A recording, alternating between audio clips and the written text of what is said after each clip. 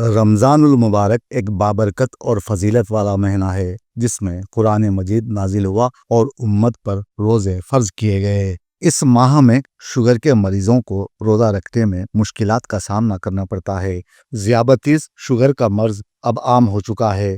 دنیا میں اس مرض میں مبتلا لوگوں کی تعداد کروڑوں کی ہے۔ مرض خواہ کوئی بھی ہو، مریض کے لیے ضروری ہے کہ وہ اس مرض کے بارے میں جس میں وہ مبتلا ہو چکا ہے آگاہی حاصل کرے۔ سارے ہی مرض تکلیف دہ ہیں، لیکن ذیابیطس یا شوگر کا مرض مریض کو دیمک کی طرح خاموشی سے، آہستگی سے اس طرح متاثر کرتا ہے کہ مریض صرف شوگر کا مریض ہی نہیں رہتا، بلکہ وہ اس کے ساتھ ساتھ کئی دیگر امراض میں بھی مبتلا ہو جاتا ہے، جس میں آنکھوں کا متاثر ہونا، دل کی بیماری، ٹانگوں میں مسلسل درد رہنا، پیر یا انگلیوں میں ہو جانے والے زخموں کے باعث انگلی حتیٰ کہ پیر اور ٹانگ کا کاٹ دیا جانا، گردوں کا متاثر ہونا وغیرہ شامل ہے۔ یہاں ہم اس بات کا جائزہ لیتے ہیں کہ کیا ذیابیطس کے مریض رمضان المبارک کے مقدس و متبرک مہینے میں روزہ رکھ سکتے ہیں یا نہیں۔ اس مرض میں مبتلا لوگوں نے یہ سمجھ لیا ہے کہ ذیابیطس کا مریض روزے نہیں رکھ سکتا، حالانکہ شوگر کا مریض بہت آرام کے ساتھ بلا خوف و خطر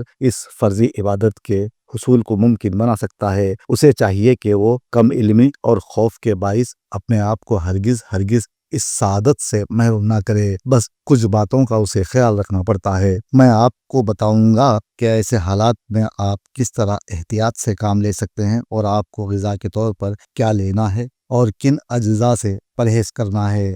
سحری میں پراٹھے سے گریز کریں، ممکن ہو تو زیتون کا تیل استعمال کیا جائے، سادہ روٹی پر زیتون کا تیل لگا لیا جائے۔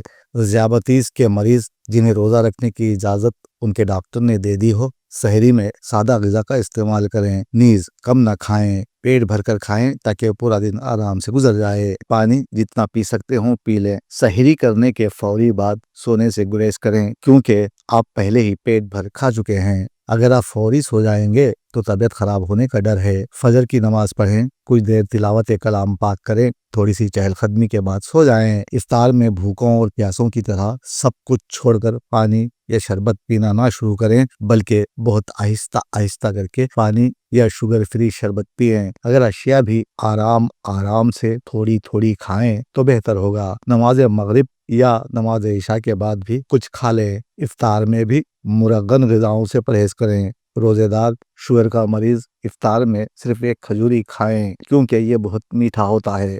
روزے میں اور کیا چیز کھائیں اور کیا نہ کھائیں، اس پر بات کریں گے کل۔